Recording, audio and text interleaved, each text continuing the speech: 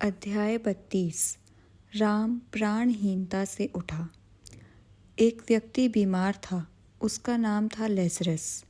जब जीसस ने यह सुना, उन्होंने कहा, यह रोग मृत्यु के लिए नहीं है, बल्कि ईश्वर की प्रभुता के लिए है, ताकि ईश्वर का पुत्र इसके द्वारा गौरवान्वित हो सके। श्री युक्तेश्वर जी एक उजली सुबह अपने सेरमपुर आश्रम की बालकनी में बैठे ईसाई शास्त्रों की व्याख्या कर रहे थे।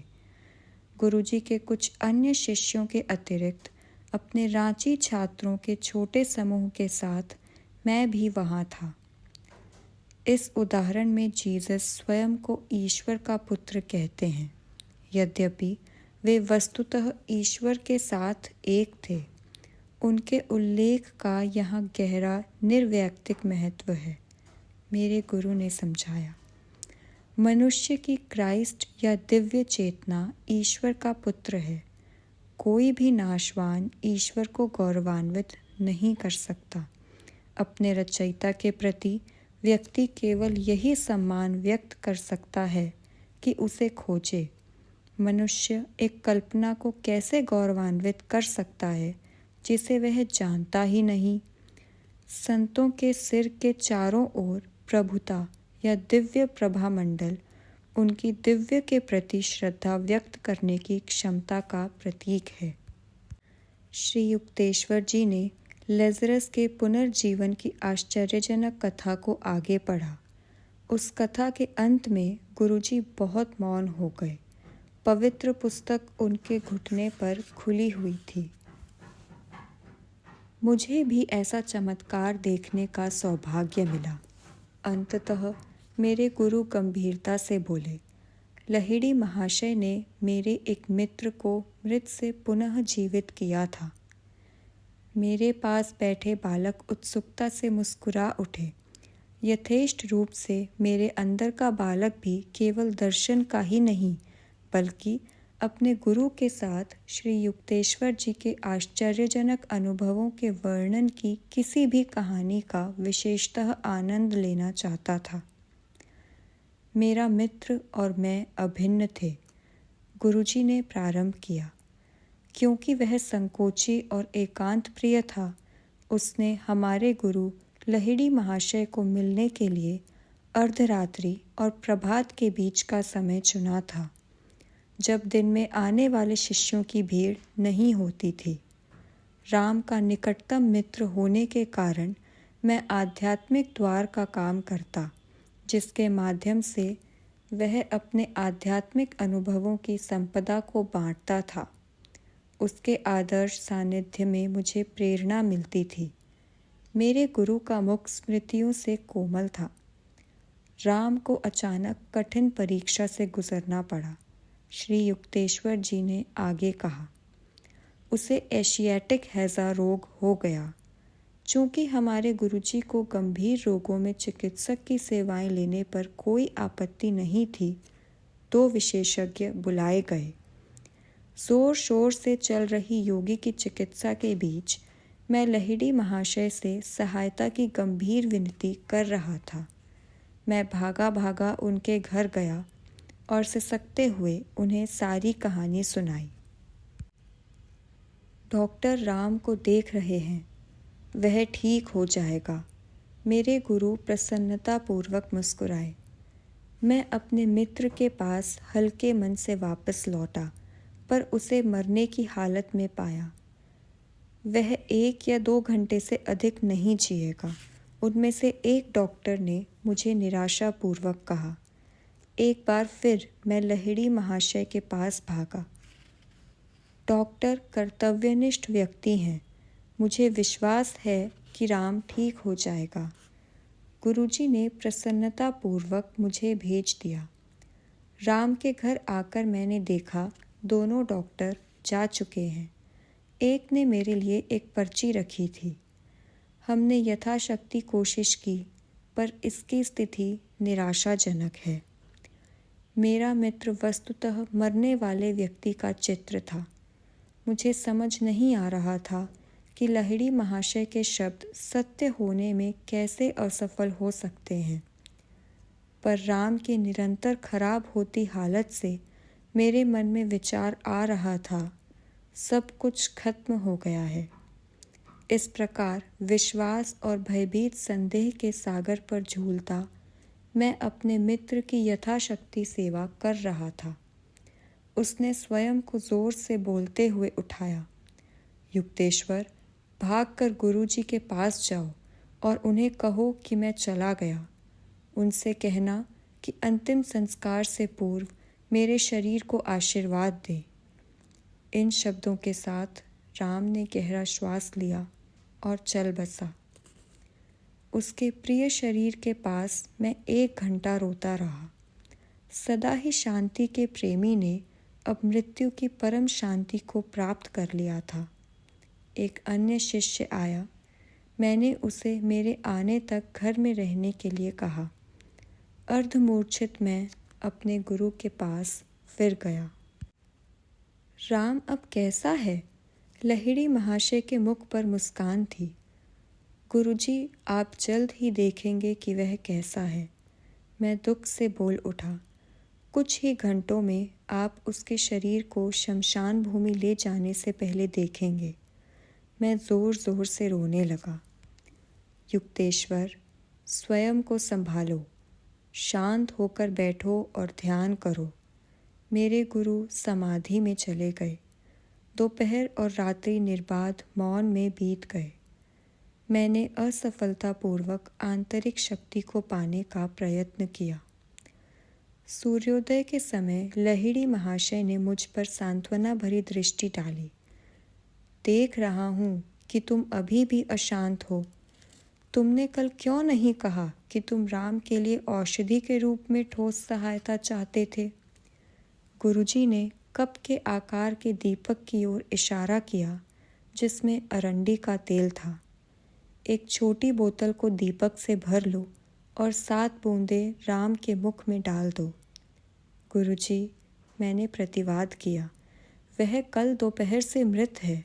तेल का अब क्या फ़ायदा? चिंता मत करो, जैसा मैं कहता हूँ करो।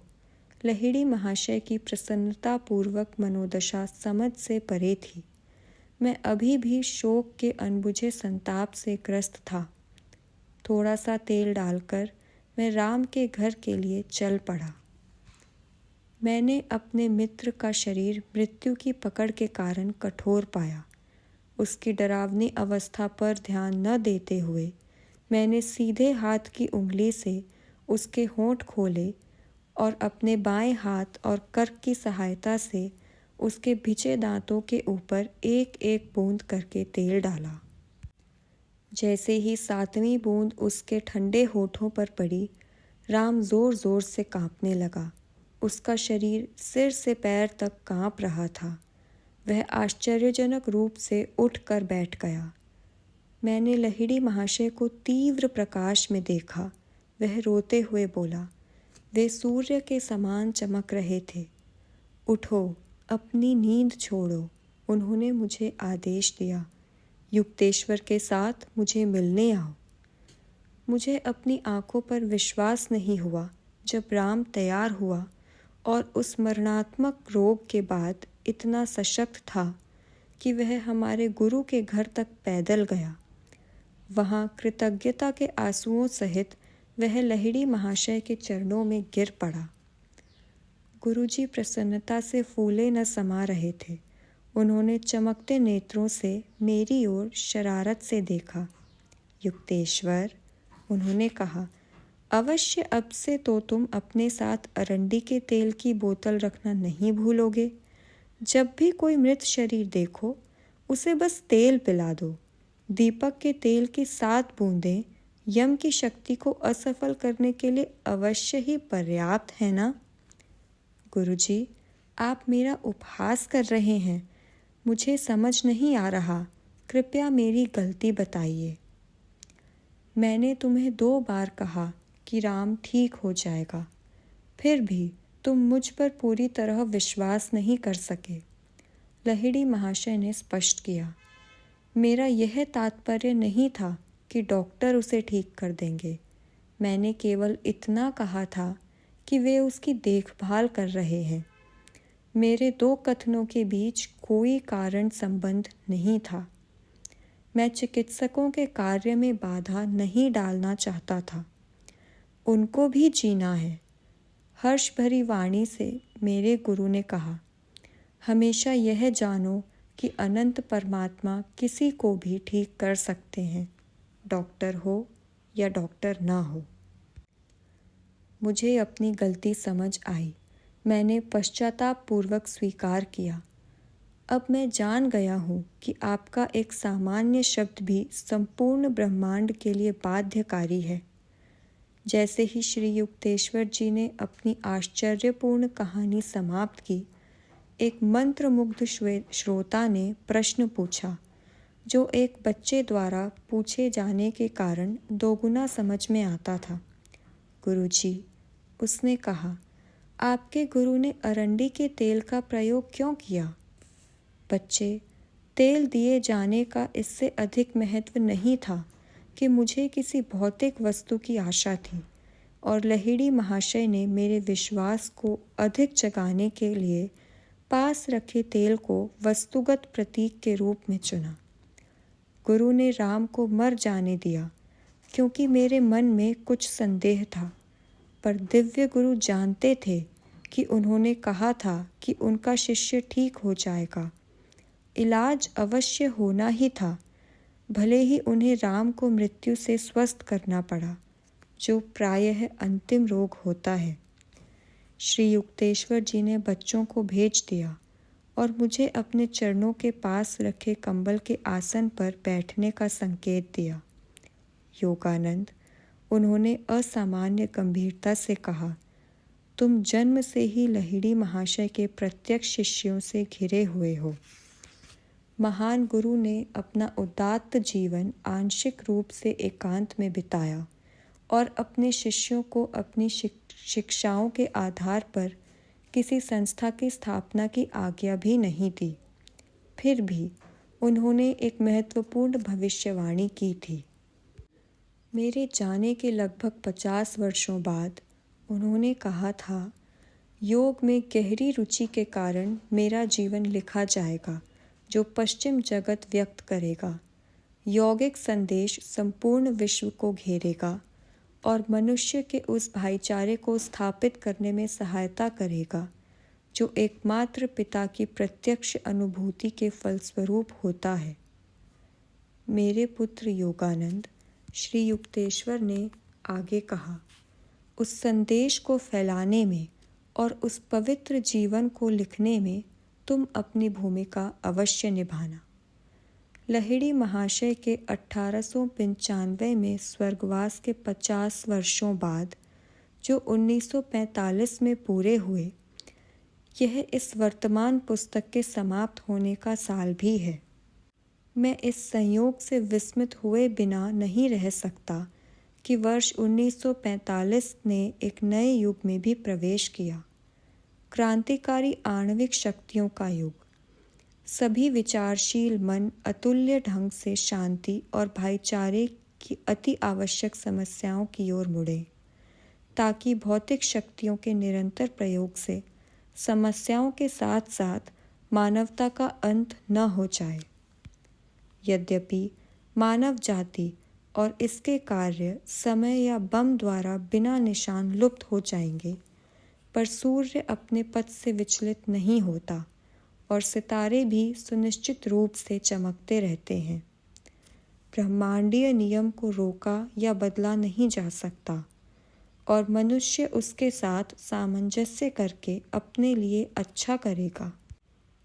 यदि ब्रह्मांड शक्ति प्रदर्शन के विरुद्ध है, यदि सूर्य ग्रहों के साथ लड़ाई नहीं करता और सितारों को अपने छोटे से शासन का समय देने के लिए उचित समय पर अस्त हो जाता है, तो मुक्का ताने रहने से हमें क्या लाभ?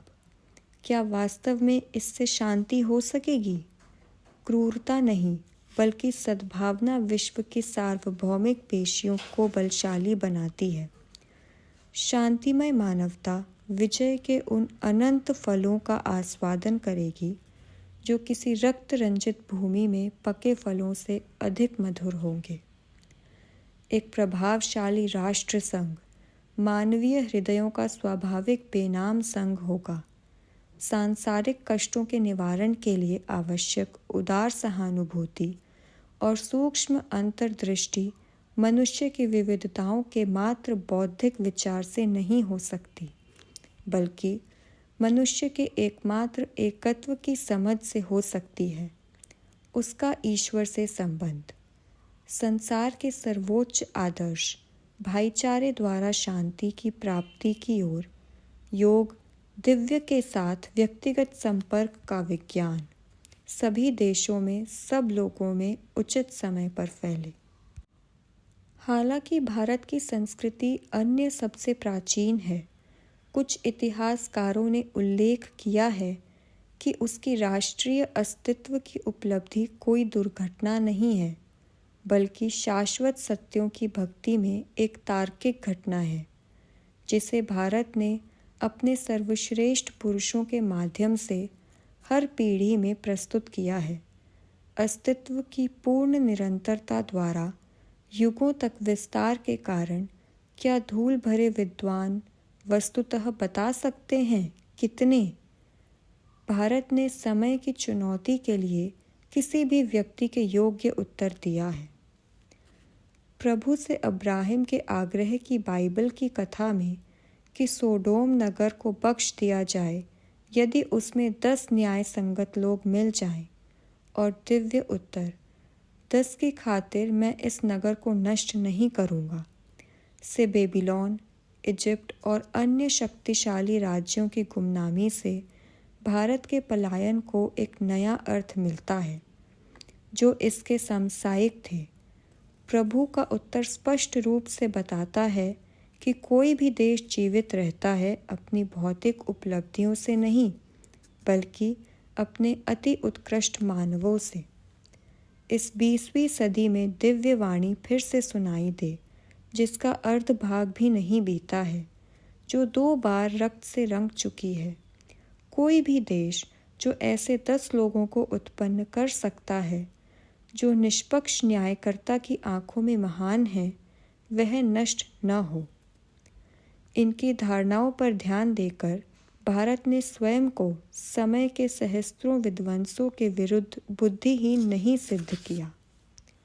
हर शताब्दी में आत्मबोध प्राप्त गुरुओं ने इसकी धरती को पवित्र किया है। आधुनिक क्राइस्ट समान संत लहिड़ी महाशय और उनके शिष्य श्री युक्तेश्वर यह घोषणा करने के लिए उभरते हैं कि मनुष्य की खुशी और राष्ट्र की दीर्घायु के लिए योग का विज्ञान किसी भी भौतिक प्रगति की तुलना में अधिक महत्वपूर्ण है। लहिड़ी महाशय के जीवन और उनके सार्वभौमिक सिद्धांतों के बारे में बहुत ही कम जानकारी प्रकाशित हुई है। मैंने पाया कि 3 दशकों से भारत, अमेरिका और यूरोप में उनके मुक्तिकारक योग के संदेश के प्रति गहरी और वास्तविक रुचि जागृत हो रही है। जैसा कि उन्होंने कहा था, गुरुजी के जीवन के लिखित वृत्तांत की पश्चिम में अब आवश्यकता है, जहाँ महान आधुनिक योगियों के जीवन के विषय में बहुत कम ज्ञात है। गुरु के जीवन पर अब तक अंग्रेजी में 1 या 2 छोटे संक्षिप्त वस्तुओं के अतिरिक्त कुछ नहीं लिखा गया है। बंगाली में एक आत्मकथा श्री श्री श्यामाचरण लहिड़ी महाशय 1941 में प्रकाशित हुई थी। यह मेरे शिष्य स्वामी सत्यानंद द्वारा लिखी गई थी, जो हमारे रांची के विद्यालय में बहुत वर्षों तक आचार्य रहे। मैंने उनकी पुस्तक में से कुछ भाग अनुदित किए और लहिड़ी महाशय को समर्पित इस भाग में उन्हें सम्मिलित किया है। प्राचीन वंश के एक पवित्र ब्राह्मण कुल के लहिड़ी महाशय का जन्म 30 सितंबर 1828 को हुआ था। उनका जन्म स्थान बंगाल के कृष्णनगर के पास नादिया जिले के घुर्नी गांव में था। वे आदरणीय गौर मोहन लहिड़ी महाशय की दूसरी पत्नी मुक्ताकाशी के सबसे छोटे पुत्र थे। उनकी प्रथम पत्नी का देहांत 3 पुत्रों के जन्म के बाद तीर्थ यात्रा के दौरान हुआ था। लहिड़ी महाशय की माताजी का स्वर्गवास उनके बचपन में ही हो गया था। इस प्रत्यक्ष तथ्य के अलावा कि वे भगवान शिव, आध्यात्मिक रूप से योगियों का राजा, की परम भक्त थीं, उनके बारे में बहुत कम ज्ञात है। बालक लहिड़ी, जिसे श्यामाचरण नाम दिया गया था, ने अपने प्रारंभिक वर्ष पूर्वजों के घर नादिया में बिताए। 3 या 4 वर्ष की आयु में वह प्रायः योगी के आसन में रेत में बैठा दिखाई देता। सिर के अलावा उसका सारा शरीर रेत से पूरी तरह छिपा होता। लहिड़ी एस्टेट 1833 के शीतकाल में नष्ट हो गई, जब जलंधी नदी ने अपना मार्ग बदला और गंगा की गहराइयों में समा गई। लहिड़ियों द्वारा स्थापित शिव मंदिरों में से एक परिवार के घर के साथ नदी में बह गया। एक भक्त ने भगवान शिव की प्रतिमा को उफनते जल से बचाया और उसे एक नए मंदिर में स्थापित किया, जो अब घुर्नी शिव क्षेत्र के नाम से प्रसिद्ध है। गौर मोहन लहिड़ी और उनके परिवार ने नादिया छोड़ दिया और बनारस के निवासी हो गए। वहाँ पिता ने शीघ्र ही एक शिव मंदिर बनवाया। उन्होंने वैदिक अनुशासन के अनुसार अपने घर का संचालन किया, जिसमें औपचारिक पूजा का नियमित पालन, दान के कार्य और शास्त्र अध्ययन होता था। न्यायपूर्ण और उदार विचारों वाले, यद्यपि वे आधुनिक विचारों की लाभप्रद धारा की अवहेलना नहीं करते थे। बालक लहिड़ी ने बनारस के अध्ययन मंडलों में हिंदी और उर्दू भाषा की शिक्षा ली। उसने जय नारायण घोषाल द्वारा संचालित विद्यालय में प्रवेश लिया। वहाँ संस्कृत, बंगाली, फ्रेंच और अंग्रेज़ी भाषाओं में निर्देश प्राप्त किया। स्वयं को वेदों के गहन अध्ययन के अभ्यास द्वारा युवा योगी मराठा पंडित नागभट्ट सहित विद्वान ब्राह्मणों की आध्यात्मिक चर्चा को उत्सुकता से सुनता था। श्यामाचरण एक सदैव विनम्र और साहसी युवक अपने सभी साथियों के प्रिय थे। सुडौल, तेजस्वी और शक्तिशाली शरीर वाले, उन्होंने तैराकी और अनेक क्रियाकलापों में दक्षता प्राप्त की। 1846 में श्यामाचरण का विवाह श्री देवनारायण सान्याल की पुत्री श्रीमती काशीमोनी से हुआ। एक आदर्श भारतीय पत्नी, काशीमोनी प्रसन्नतापूर्वक अपने घर के कार्यों और अतिथियों तथा निर्धनों की सेवा का पारंपरिक गृहस्थ का दायित्व भी निभाती थी। उन दोनों के 2 संत पुत्र तिनकौड़ी और तुकौड़ी हुए। 1851 में 23 वर्ष की आयु में लहिड़ी महाशय इंग्लिश सरकार के मिलिट्री इंजीनियरिंग डिपार्टमेंट में अकाउंटेंट के पद पर नियुक्त हुए। अपने सेवाकाल में उनकी कई बार पदोन्नति हुई। इस प्रकार वे न केवल ईश्वर की दृष्टि में एक गुरु थे, बल्कि उस मानवीय नाटक में भी सफल थे जिसमें उन्होंने संसार में एक कार्यालय के कर्मचारी के रूप में भूमिका निभाई थी। चूँकि आर्मी डिपार्टमेंट के ऑफिस स्थानांतरित होते रहते थे, लहिड़ी महाशय का गाज़ीपुर, मिर्ज़ापुर, दानापुर, नैनीताल और बनारस तथा अन्य स्थानों में स्थानांतरण हुआ। अपने पिता की मृत्यु के बाद लहिड़ी महाशय को अपने सारे परिवार की जिम्मेदारी उठानी पड़ी, जिनके लिए उन्होंने बनारस के गरुड़ेश्वर मोहल्ले में एक शांत निवास खरीदा। अपने 33वें वर्ष में लहिड़ी महाशय ने उस उद्देश्य की पूर्ति देखी जिसके लिए उनका पृथ्वी पर पुनर्जन्म हुआ था। राख से ढकी चिंगारी बहुत समय से सुलगती हुई उसे लौ में फूटने का अवसर मिला। दिव्य विधान मानवीय दृष्टि से ओझल, रहस्यमय ढंग से सब वस्तुओं को बाहरी रूप में उचित समय पर प्रकट करता है। वे अपने महान गुरु बाबाजी से रानीखेत के पास मिले और उनके द्वारा क्रिया योग में दीक्षित हुए।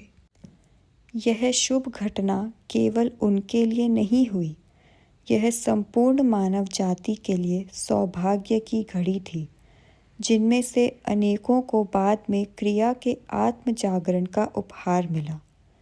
खोई हुई या बहुत समय से लुप्त योग की उच्चतम कला फिर से प्रकाश में लाई गई। आध्यात्मिक रूप से प्यासे अनेक पुरुषों और महिलाओं को अंततः क्रिया योग के शीतल जल का रास्ता मिला। जिस प्रकार हिंदू पौराणिक कथा में जहाँ माँ गंगा अपने पिपासु भक्त भगीरथ को दिव्य घूंट प्रदान करती हैं, उसी प्रकार क्रिया की स्वर्गिक बाढ़ हिमालय की गुप्त स्थिरताओं से मनुष्यों के धूल भरे बसेरों में उतर आई।